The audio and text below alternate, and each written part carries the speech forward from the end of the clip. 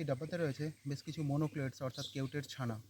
সবগুলো ডিম অবস্থায় আমার কাছে আসে এবং গত রাত্রেই এগুলো ডিম থেকে বেরিয়ে এসছে। চলুন আজকে এদের একটা ঠিকঠাক হ্যাবিটেটে ছেড়ে দিই।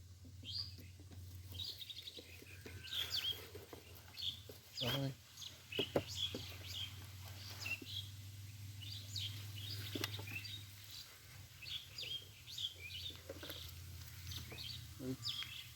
এদিকে না আবার আচ্ছা আচ্ছা চল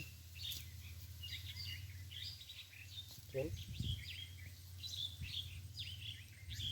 ওই রাগ দেখি দিকে না